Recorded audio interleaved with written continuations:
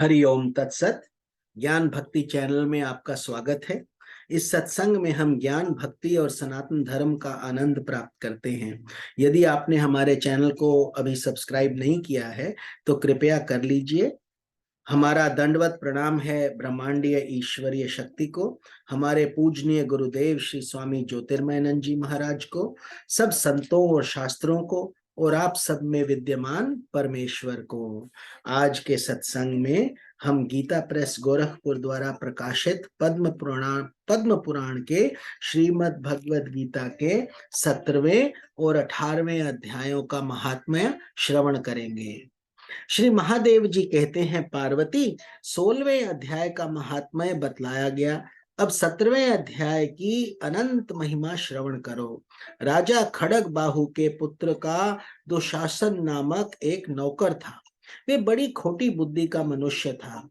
एक बार वो मांडलिक राजकुमारों के साथ बहुत धन की बाजी लगाकर हाथी पर चढ़ा और कुछ ही कदम आगे जाने पर लोगों के मना करने पर भी वह मूढ़ हाथी के प्रति जोर जोर से कठोर शब्द करने लगा।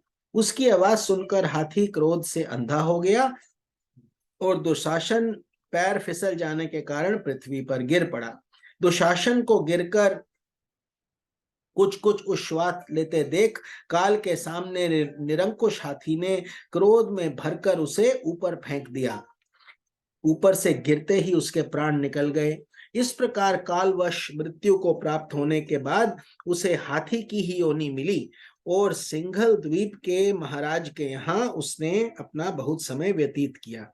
सिंघल द्वीप के राजा की महाराज खड़ग बाहु से बड़ी मैत्री थी, अतः उन्होंने जल के मार्ग से उस हाथी की मित्र की प्रसन्नता के लिए भेज दिया।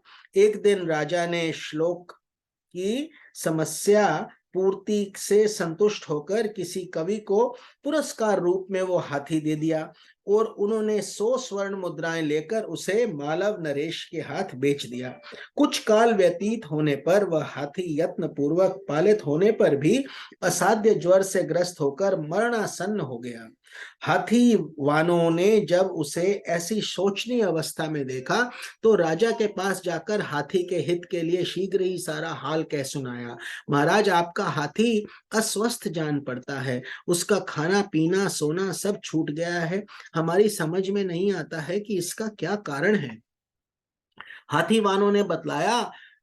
कुछ समाचार सुनकर राजा ने हाथी के रोग को पहचानने वाले चिकित्सा कुशल मंत्रियों के साथ उस स्थान पर पदार्पण किया जहां हाथी ज्वर ग्रस्त होकर पड़ा था।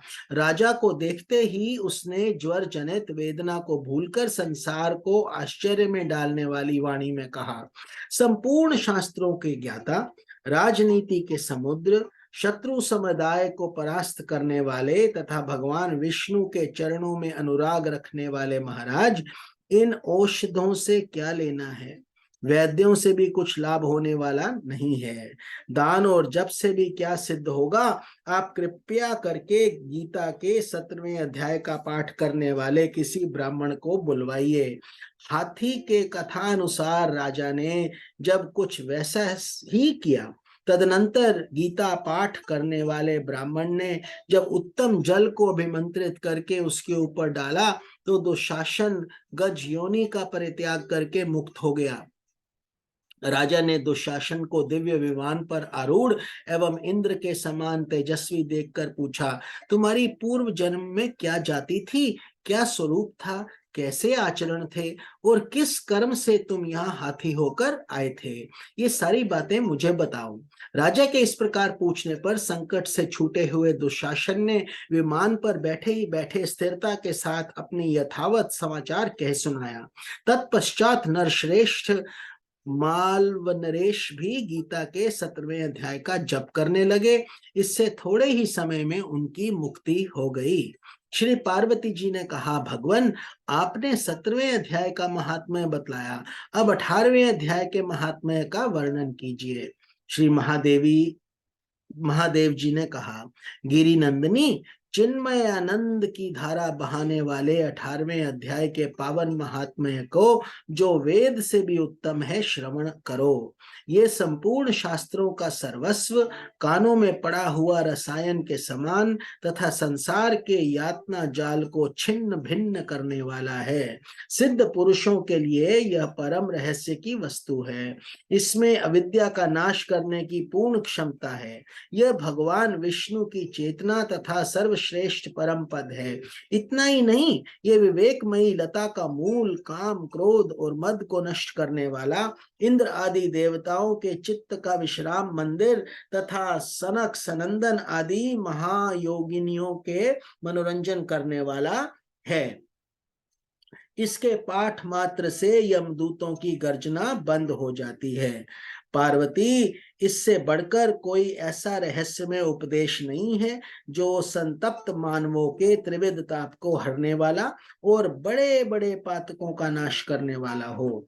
18वें अध्याय का लोकोत्तर महात्म्य है। इसके संबंध में जो पवित्र उपाख्यान है, उसे भक्ति पूर्वक सुनो। उसके श्रवण मात्र से जीव समस्त पापों से मुक्त हो जाता है। मेरुगिरी के शिखर पर अमरावती नाम वाली एक रमणीय पुरी है। उसे पूर्व काल में विश्वकर्मा ने बनाया था। उस पुरी में देवताओं द्वारा सेवित इंद्र शची के साथ निवास करते थे। एक दिन वे सुख पूर्वक बैठे हुए थे। इतने में ही उन्होंने देखा कि भगवान विष्णु के दूतों से सेवित एक अन्य पुरुष वहां आ रहा है। इंद्र उस नवागत पुरुष के तेज से तिरस्कृत होकर तुरंत ही अपने मणिमय सिंहासन से मंडप में गिर पड़े। तब इंद्र के सेवकों ने देवलोक के साम्राज्य का मुकुट इस नूतन इंद्र के मस्तक पर रख दिया। फिर तो दिव्य गीत गाती हुई देवांगनाओं के साथ जब देवता उनकी आरती उतारने लगे, ऋषियों ने वेद मंत्रों का उच्चारण करके उन्हें अनेक आशीर्वाद दिए। रंभा आदि अप्सराएं उनके आगे नृत्य करने लगी। गंधर्वों का ललित स्वर में मंगलमय गान होने लगा। इस प्रकार इस नवीन इंद्र को 100 यज्ञों का अनुष्ठान किए बिना ही नाना प्रकार के उत्सवों से सेवित होते देखकर पुराने इंद्र को बड़ा विस्मय हुआ। वे सोचने लगे, इनसे तो मार्ग में ना कभी घोंसले बनवाए, न पोखरे खुदवाए हैं, न पथिकों को विश्राम देने वाले बड़े बड़े वृक्ष लगवाए हैं। अकाल पड़ने पर अन्नदान के द्वारा इसके प्राणियों का सत्कार भी नहीं किया है। इसके द्वारा तीर्थों में सत्र और गांवों में यज्ञ का अनुष्ठान भी नहीं हुआ है। फिर इसने यहाँ भाग्य की दी हुई ये सारी वस्तुएं कैसे प्राप्त की हैं?